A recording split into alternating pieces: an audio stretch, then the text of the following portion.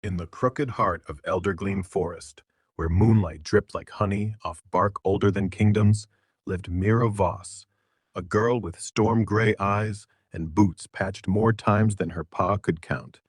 Every dawn she climbed the widow's spine, a ridge sharp as grief, to watch the valley wake. Today, frost bit her knuckles raw, but she stayed till the sun cracked gold over the pines. Below, the village of Halofen stirred, smoke curling from thatch roofs, blacksmith's hammer already singing, kids chasing geese that honked like offended merchants. Mira's breath fogged the air. "Something's wrong," she whispered. Wind carried no birdsong, only a hush thick as wool. She bolted down the slope, boots skidding on needles. Halfway, her foot snagged a root. Face first into mulch. Spitting leaves, she saw it. A silver thread, finer than spider silk, stretched between two oaks. Touching it hummed like harp strings under skin. The forest answered. Branches rustled, though no breeze moved. "Follow," the sound seemed to say. Mira obeyed. The thread led through briar tunnels she'd sworn weren't there yesterday, past pools where koi floated upside down like sleeping stars. Each step, the thread glowed brighter, tugging like a heartbeat. She passed the hollow oak. Inside, deer watched her with lantern eyes. One dipped its head. Permission. Deeper still, roots twisted into stairs. Down she went, earth walls pulsing faint blue, smell of rain on hot iron. Voices leaked through stone, old, tired, amused. "Last one's early," a woman's croak. "Still reckless," a man's gravel. Laughter like gravel on glass. At the bottom, a cavern breathed. Bioluminescent moss draped pillars tall as cathedrals.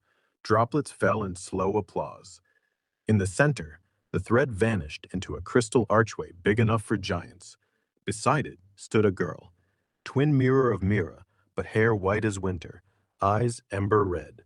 "About time," Ember Mira said. "I'm borrowing your voice again." Mira blinked. "My?" The red-eyed twin smiled sharp. "Nightmare season. Kids dream of teeth. We stitch those dreams into quilts for the moon. Keeps it fat and slow, so dawn stays honest. Yours got snagged last equinox. Been fraying since." She flicked the silver thread. "Fix it, or Halofen wakes up toothless tomorrow." Mira's tongue felt thick. With what? Ember Mira tossed her something. A spool of gold, warm as bread. "Courage. You've got spools of it, wasted on climbing ridges." She leaned in, whisper hot. "Hurry, my stitches itch." Then she stepped through the arch and was gone, leaving echo boots. Mira stared at the spool. Gold glinted like gilt. She started threading. Needle appeared, bone thin. First stitch, the dream of her ma dying slow. She pulled, not tight. Pain flashed. Moss flickered. Second, pa coughing blood into the fire. Tighter. Tears salted her wrists. Deeper stitches hurt worse. A dream where she burned the mill for coin. One where she let the blacksmith's girl drown. Each knot sealed. Cavern brighter, but her hands shook bloody. Last stitch. The day she chose ridge watching over burying her dog. Needle slipped. Thread snapped. Darkness lunged. Teeth in the shadows, wet and grinning. Mira screamed. Spool spun free, unrolling like frantic ribbon. The nightmare lunged, then tripped over its own fang. Gold thread wrapped ankle to ceiling. Creature dangled, mewling. From the arch, Ember Mira applauded. "Reckless, see? Works." She cut the thread with a thumbnail. Nightmare dissolved into harmless cats that padded away. Mira sagged. "That's it?" Forest heels crooked. Twin handed back spool, now empty, cold. But thread grows back in your pockets. Use it. Steps upward felt endless. When she broke surface, noon light stung. Birds screamed overhead like nothing happened. Halofen buzzed normal.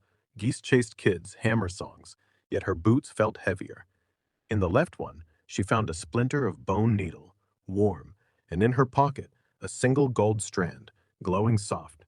That night, Mira climbed the ridge again. Stars watched. She held the thread to moonlight, watched it stretch, thin but endless. Somewhere below, a cat yowled like laughter. She smiled, small and crooked. "Reckless," she told the wind. Then she tied the thread round her wrist, tight, like courage. and started down toward whatever dream needed quilting next.